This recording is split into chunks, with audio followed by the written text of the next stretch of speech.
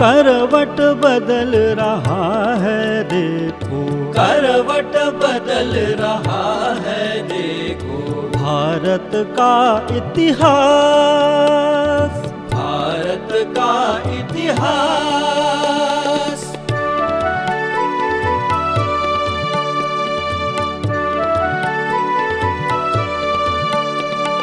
सदियों से विस्मृत गौरव का, सदियों से विस्मृत गौरव का, भारत माँ परिचय देगी, भारत माँ परिचय देगी। सौम्य शांत सुखदाई जननी, सौम्य शांत सुखदाई जननी, नवयुग नव जीवन देगी, नवयुग नव जीवन देगी। उस जीवन दर्शन से होगा, उस जीवन दर्शन से होगा मानव धर्म विकास, मानव धर्म विकास। पश्चिम के असफल चिंतन का, पश्चिम के असफल चिंतन का, शनै शनै हो ह्रास, शनै शनै हो ह्रास। जय श्री राम। योगेश अनंत काले सभी सुनने वालों को प्यार भरा नमस्कार। मित्रों, 25 तारीख को ये जो अंग्रेजी हमारा हिंदी नौकर था अंगद, ये हैवलॉक का पत्र लेके लखनऊ आया, जहां हैवलॉक ने आश्वासन दिया था कि जो भी परिस्थिति है जैसी भी है 6 दिन के अंदर लखनऊ में मुक्त करके रहूँगा। आज जुलाई गया, अगस्त गया, यहाँ पे रेसिडेंसी में ना कोई उनकी मदद करने के लिए, हालात बद से बदतर हो चले थे। उनके पास अनाज का दाना भी बचा नहीं था। ये अवस्था अंदर अंग्रेज़ों की हो गई थी। बाहर राष्ट्रवीरों के हमले लगातार जारी थे। ये निष्ठावान हमारे जो काले हिंदी सोजिर थे, जो अंदर गोरों की रक्षा कर रहे थे, वो उसमें रक्षा में कोई कमी नहीं रख रहे थे, जी जान से रक्षा कर रहे थे। लेकिन एक बात मैंने इस पूरे अवध युद्ध को बार बार पढ़ा है, एक बात तो स्वच्छ तौर पे मेरे सामने आई है कि हमारे राष्ट्रवीर या अंग्रेज़ों के जो हिंदी सोजिर थे, ये एक दूसरे पर जानलेवा हमला करने से हमेशा बचते रहने की कोशिश कर रहे थे। कई बार तो रात को इन दोनों में बातचीत भी हो गई है, मजाक भी हो गया है। हिंदी सोजिर राष्ट्रवीर के वो कपड़े उतार कर उनको नीचे भेजते थे, लेकिन जान से नहीं मारते थे। मैंने बार बार ये पढ़ा है और इसे पढ़ने के बाद में तो मुझे लगता है कि दोनों पक्ष के भारतीय वीरों में एक दूसरे की जान लेने की एक प्रकार से दोनों में संकोचता थी। शायद स्वामीनिष्ठ थे, फिर भी स्वामीनिष्ठ होने के बावजूद हिंदी सोजिर ये जानते थे कि राष्ट्रवीर तो प्रमुखता गोरों के विरुद्ध है। मेरा दावा 100% ये नहीं है, क्योंकि मैं ये प्रूव नहीं कर सकता। मोटा मोटी जो मेरी समझ में आ रहा है, ऐसा मुझे प्रतीत होता है।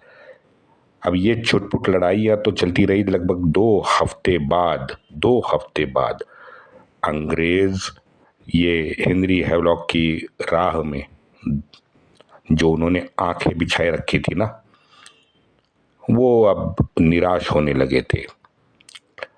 लेकिन एक दिन क्या हुआ, एक दिन अचानक वो दूर से गोरों को तोपों की गड़गड़ाहट सुनने में आई।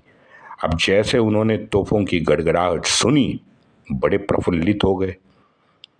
थोड़ा समय निकला, जल्दी उनको समझ में आया कि ये तो भाई राष्ट्रवीर फिर से दंदनाते आ रहे हैं। उस दिन राष्ट्रवीरों ने बड़ा हमला किया। ये जो कानपुर बैटरी वाले जहाँ पे रुके थे, अंदर वो मैंने कहा ना, वो ओथेलो खोजा था एक, वो ओथेलो जिस घर पे जोहान्स हाउस में बैठा था और जहाँ से उन्होंने गोलियां चला थी, वो जोहान हाउस पे या फिर अंदर जो बेगम कोठी थी, इन पे अब लगातार हमला शुरू हुआ। इस बीच क्या हुआ, एक सुरंग ने रेसिडेंसी की जो तटबंदी बनाई हुई थी उसमें बड़ा धमाका कर दिया। उस तटबंदी में सुरंग ने लगातार में लगभग 10-12 फीट का एक बड़ा छेद कर दिया। अब इससे राष्ट्रवीर फिर जोश में आ गए। राष्ट्रवीरों का एक छोटा गुट वहां जल्दी अंदर घुस गया। सुबह से लगातार दोपहर को 2 बजे तक इन हिंदी हमारे सोजिर और हमारे राष्ट्रवीर जी जान से लड़ाई लड़ते रहे। दोपहर 2 बजे तक लड़ते रहे, लेकिन 2:30 के बाद ये काले हिंदी सोजिर जो थे, ये अनुशासन और उनका निश्चय, इन दोनों के चलते राष्ट्रवीरों पे भारी पड़ने लगे और राष्ट्रवीरों का संपूर्ण पराभव करने में वो सफल हो गए। शाम को लगभग 5 बजे तक उस दिन का वो हमला हिंदी सोजिरों ने अपने गोरे आका के लिए पूरी तरह से निरस्त करने में सफलता प्राप्त की। वहां पे एक यंग कैप्टन था, कैप्टन सैंडर्स। अब कैप्टन सैंडर्स ने अपने सोल्जर्स को एकत्रित बुलाया और अगली रणनीति पे काम करने का निर्देश दिया। अब ये बातें वो अपने हिंदी सोजिरों से कर ही रहा था, तभी उसको एक आवाज़ सुनाई दी। देखा तो वहाँ जो तटबंदी में छेद हुआ था ना, वहाँ से और एक पता नहीं कहाँ से वो राष्ट्रवीरों की टोली फिर से आने लगी। सोजिरों ने बंदूक के गोलियों की बरसात उस पे चालू की, क्योंकि वो अब एक साथ वहाँ पे उस जगह पे जमे हुए थे, तो एक साथ गोलियों की बरसात शुरू हो गई।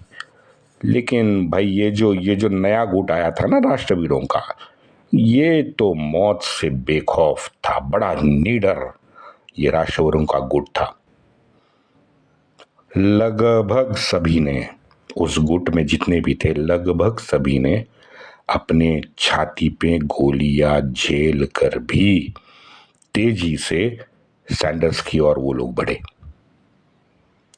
सैंडर्स की टुकड़ी पे उन्होंने डायरेक्टली हमला किया। उन्होंने जो भी बचे वहां नजदीक जाके उन्होंने सोजिरों की बंदूकें छीन ली। अब हड़बड़ी में पिछली पंक्ति में जो सोजिर थे, उन्होंने बायोनेट अपने हाथ में ले ली। अब वो भी राष्ट्रवीर छीनने की कोशिश करने लगे। उस दिन उस अनाम जो राष्ट्रवीरों की हमारे जो गुट था, उनकी निडरता और उनका शौर्य, इससे फिर बाद में गोरे लेखकों ने, 2-3 लेखकों ने लिखा है, वो भी हतबद्ध हो गए थे उनका शौर्य और उनकी निडरता देख के। असामान्य पराक्रम। ऐसी निडरता दिखा के इन राष्ट्रवीरों ने रणांगण में उस दिन कमाल किया। ना उनका नाम मालूम है, ना संख्या मालूम है, कुछ नहीं मालूम, लेकिन ये उस दिन का जो ब्यौरा है वो गोरे लेखक ने ही अपने पुस्तक में लिखा है। उसको भी कुछ पता नहीं था, पता नहीं, उसने शायद 1885 या 1890 के आसपास ये लिखा है, तो उसको भी शायद याद नहीं होगा, लेकिन उस दिन का पूरा ब्यौरा उसने दिया है। हमारे राष्ट्रवीरों ने रणांगण में वहाँ पे कमाल किया था। कुछ दिन गए, तारीख थी 18 अगस्त। अब ये 18 अगस्त का एपिसोड है। ये पुराना जो जैसे हमारे राष्ट्रवीरों ने किया था ना तटबंदी पे सुरंग लगाना, वही उन्होंने फिर से रिपीट किया। अब इसका मैलिसन ने तारीख के साथ लिखा है कि उन्होंने सुरंग लगा के तटबंदी का कुछ हिस्सा तुरंत उड़ा दिया। वहां से शायद विद्रोहियों का अमलदार शमशेर लेके अंदर प्रवेश कर गया। और वो कुछ जोर जोर से अपनी भाषा में चिल्ला भी रहा था। लेकिन कमाल है ब्रिटिश फौज की कि एक अचूक निशाने से लगी गोली से वो अमलदार वहीं ढेर हो गया। लेकिन वो अकेला नहीं था, उसकी जगह दूसरा आया, दूसरा गया, तीसरा आया। उस सब का शिकार हमारी फौज ने किया। बाकी के विद्रोही तुरंत डर से पीछे हटे। ये मैलिसन ने लिखा है 18 अगस्त को। मित्रों, ये घटना बहुत छोटी है, लेकिन ये साबित होता है कि जोश और जज्बा और निडरता ये सिर्फ ये तीन होने से कुछ नहीं होता। युद्ध जीतने के लिए एकजुटता चाहिए, अनुशासन चाहिए, योजना चाहिए। योजना के तहत ही युद्ध जीते जाते हैं।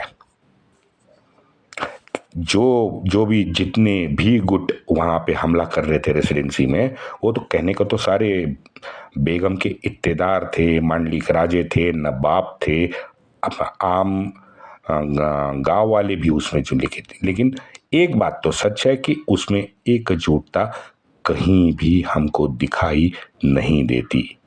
एक गुट तैयार हुआ, उन्होंने एक अपना नेतृत्व एक आदमी को सौंपा, बस जोश जज्बे और निडर और शूरवीर शौर्य दिखाने में तो कमी कभी भी नहीं थी, 10,000 साल से नहीं थी। हाँ, तो बस बिना कुछ योजना के, बिना सोचे समझे घुसने लगे।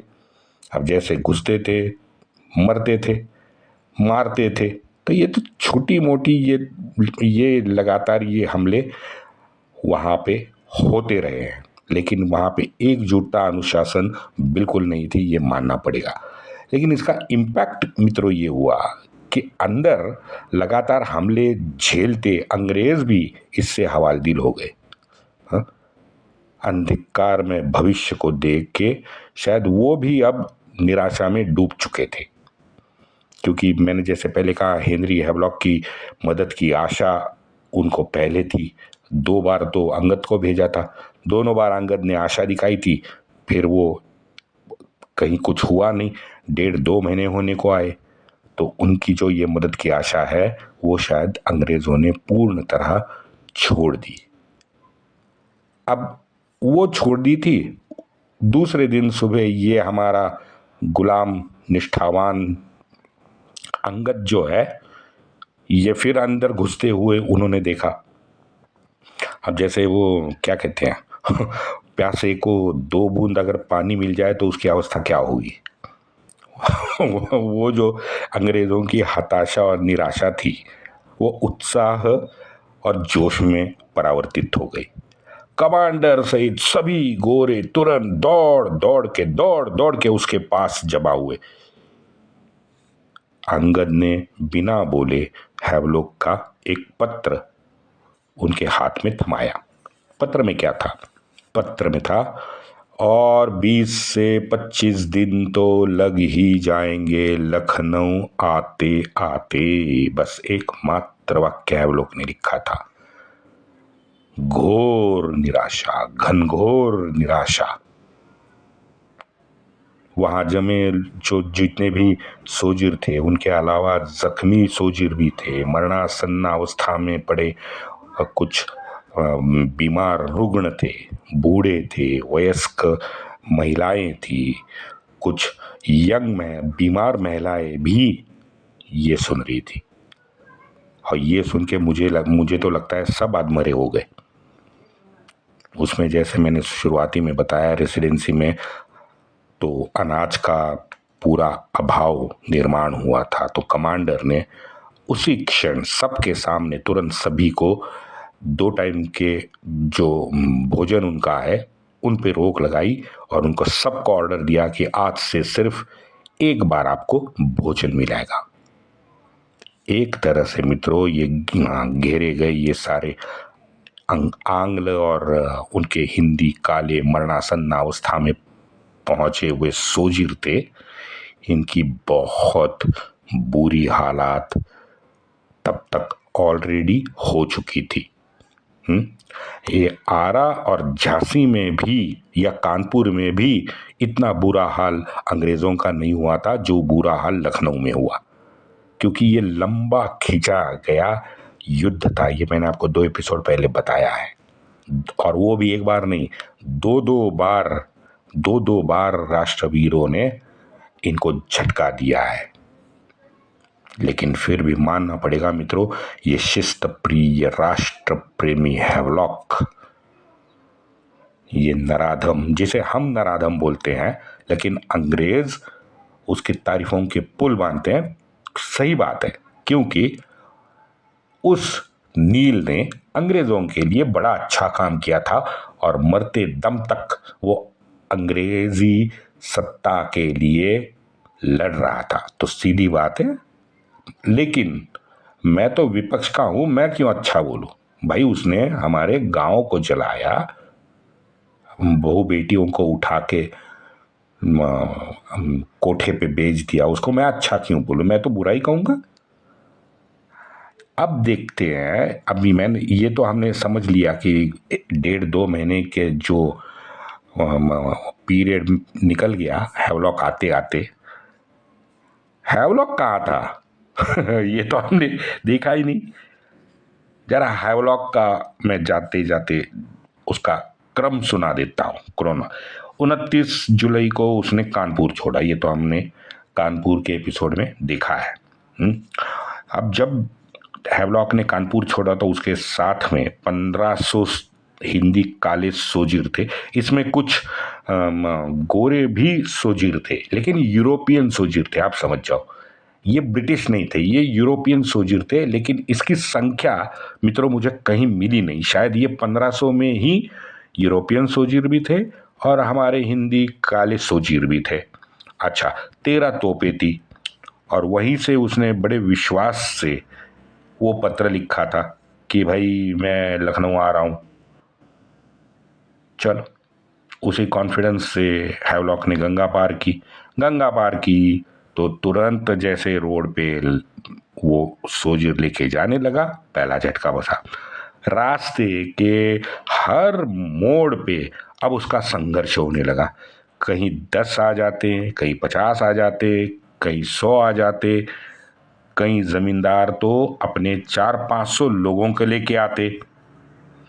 अब जैसे उनको हराता, आगे निकल जाता, आगे फिर छोटे गांव लगते, छोटे गांव के तंग रास्ते में उनके ऊपर पत्थर बरसाए जाते, भाले पड़ जाते, तीर कमान से हमले होने लगे। अब ऐसा करने से वो उद्विग्न हो गया था, मैं बताऊं आपको, दूसरा शब्द ही मुझे सूझा नहीं। निराश मैं नहीं कहूँगा, क्योंकि वो बड़ा देशभक्त और जुझारू टाइप का रणधुरंधर था, तो वो उद्विग्न जरूर हुआ होगा। लेकिन ये पहला बड़ा हमला, जिसे हम बड़ा हमला कहेंगे, वो हैवलॉक ने झेला उन्नाव के पास। अब उसकी थकी भागी जो सेना थी, उनको हैवलॉक ने मात्र 1 घंटे विश्राम करने का समय दिया। आप सोचो, लगातार ये छोटे मोटे हमले से सबसे ज़्यादा परेशान वहीं 1500 सोजिर थे। लेकिन हैवलॉक को जल्द से जल्द लखनऊ पहुंचना था। उसने मात्र 1 घंटा उनको विश्राम के लिए परमिशन दी, उठाया और आगे बढ़ा। थोड़ी देर हो गई, चले जा रहे थे। थोड़ी देर के बाद आया बशीरगंज। अब बशीरगंज में एक और दूसरा गुट उनके स्वागत के लिए तैयार बैठा था। लड़ाई शुरू हुई। 1500 थे, 13 तोपें थी। हैवलॉक की बुद्धिमत्ता थी, उसकी योजना थी, तो विजय मिलना ज़्यादा कठिन नहीं था। दोनों जगह पे उसी दिन विजय मिल गया। लेकिन इससे क्या हुआ, इससे भयंकर मानसिक और शारीरिक थकावट हो गई ब्रिटिश सेना की। आप ये मानो 29 जुलाई की मैं बात कर रहा हूँ। 29 जुलाई के एक ही दिन में अनाम अनजान कोई भी गुट जितने भी आए, उनसे छोटी मोटी झड़पें, लड़ाइयाँ, चढ़ाई। और 29 जुलाई को एक ही दिन में 2 विजय। हिसाब देखो मित्रों, छोटे हो गए, छोटी चढ़ाइयां थी ये, एक ही दिन में 2 विजय मिल गए। लेकिन 250 से ज्यादा सोल्जरों की उस एक दिन में मौत हो गई और यही हैवलॉक के मानसिक थकावट का प्रमुख कारण बना। बिना किसी लक्ष्य के ऐसी जो छोटी मोटी चढ़ाइयां होती हैं, हाँ, इनमें जो जीवित हानि होती है, उससे ये मानसिक थकावट हैवलॉक की ज्यादा बड़ी थी और वो इसीलिए मैंने कहा कि वो उद्विग्न हुआ था। लगातार हर घंटे। आप ये देखो हैवलॉक को हासिल क्या हुआ। हाँ, उनके सोल्जर के मन में डर बैठा, बेचैनी आ गई, निराशा छा गई, अनिश्चित भविष्य का अंधकार उनको दिखने लगा। अच्छा, ये देखो, कोई अगर निर्णायक युद्ध होता कि भाई हमको झांसी लेना है, हमने देखा है, हैवलॉक भी उसमें शामिल था, हमने सुना है। निर्णायक युद्ध इसमें था ही नहीं। भाई रास्ते से जा रहे हैं, अचानक 5-10 लोग आ गए, डंडा लेके आपको मारपीट करके निकल गए। 1-1.5 घंटा हो गया और फिर आगे दूसरे और 4-5 लोग आ गए। अब दोनों जगह पे आपने उनको मार मार के भगाया, 2-4 मारे, बाकी के सब भाग गए। थकावट तो आप ही की होती है, क्योंकि ये निर्णायक युद्ध तो था ही नहीं। हर 1-2 किलोमीटर 3 किलोमीटर की बस्ती पे जब बस्ती के नजदीक जाते थे तो सोल्जर डरने लगे, क्योंकि उनको 2400 घंटे अब लड़ाई की आशंका मन में सताने लगी थी, इसलिए उन सब की नींद हराम हो गई थी। लेकिन हैवलॉक, जैसे मैंने पहले कई बार कहा है और मैं अभी भी मानता हूं, हैवलॉक अनुभवी योद्धा, रणनीतिज्ञ और योजना बनाने वाला एक सही मायने में सोल्जर था। निराश तो हो गया था। क्यों? क्योंकि और एक निराशा देने वाली खबर उसी दिन उसके पास पहुंची। खबर थी, दानापुर के सोल्जरों ने उठाव कर दिया है और इस दानापुर के जो विद्रोह की खबर थी, उसका झटका हैवलॉक को ऐसे बैठा कि दूसरे दिन यानी 30 जुलाई को हैवलॉक कानपुर लौटने के लिए फिर से पीछे रास्ते निकल पड़ा। अब ये मित्रों, कहने में तो मैं 2 वाक्यों में ये घटना समाप्त होती है, लेकिन इसका असर अगले 2-3 महीने में बहुत जबरदस्त उत्तर प्रदेश में पड़ा। बताता हूं क्यों। उसने खबर सुनी कि दानापुर में विद्रोह हो गया है। 30 तारीख को फिर हैवलॉक कानपुर लौटने के लिए पीछे हटा। अब नाना साहब ने हैवलॉक को गोमती के बजाय गंगा किनारे में ही फंसा दिया था। दरअसल कानपुर से जैसे ही हैवलॉक ने गंगा पार की और अवध क्षेत्र में वो घुस के वहाँ लखनऊ की दिशा उसने पकड़ ली थी, वहाँ पीछे नाना ने गंगा पार करके कानपुर का रास्ता पकड़ लिया था। अब हैवलॉक यहाँ कंफ्यूज और परेशान हो गया कि कहीं नाना के जाल में तो मैं नहीं फंस रहा हूँ। हाँ, तो वहाँ फिर मैंने जैसे कहा कि 30 तारीख को उसने लौटने का फैसला किया। बीच रास्ते मंगलवड़ में उसने विश्राम कर लिया। अब दुविधा में पड़ा हैवलॉक, निराश हैवलॉक ने मंगलवड़ जैसे बहुत सामान्य एक गांव में 6 दिन निकाले मित्रों। ना गंगा ना गोमती, दोनों तट उसके बीच हैवलॉक। गोमती का तट भी बहुत दूर था, गंगा का तट तो नजदीक था, लेकिन दिमाग में एक दुविधा थी कि कहीं नाना उसकी चाल में मुझे फंसा तो नहीं रहा है। यही सोचने में हैवलॉक के 6 दिन निकल गए।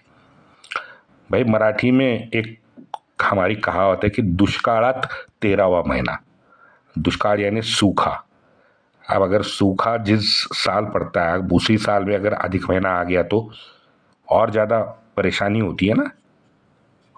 वो वही तो वो दुविधा में अब बशीरगंज से थोड़ी दूर जो मंगलवड़ जो था ये बशीरगंज से ज़्यादा दूर नहीं था।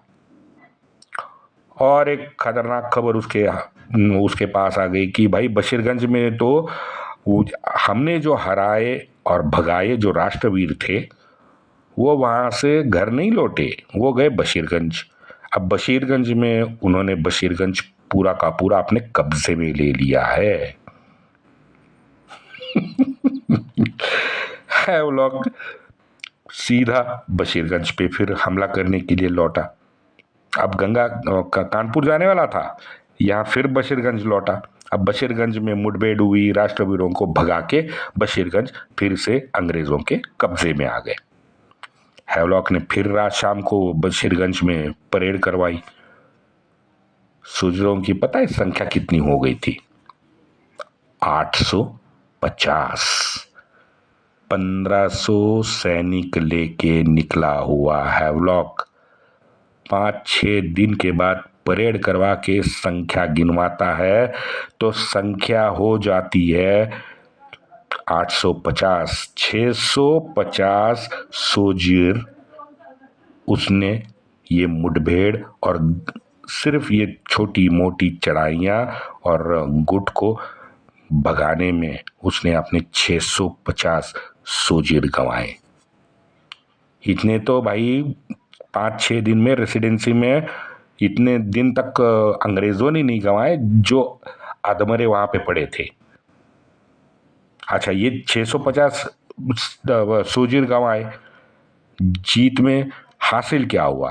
क्योंकि लक्ष्य अभी भी बहुत दूर था, दोनों कानपुर भी दूर था, लखनऊ भी दूर था। हैवलॉक मंगलवड़ में फिर शिविर में पहुंचा। ये बशीरघाट अपने कब्जे में लिया, फिर लौट के फिर वो वहीं मंगलवड़ पहुंचा।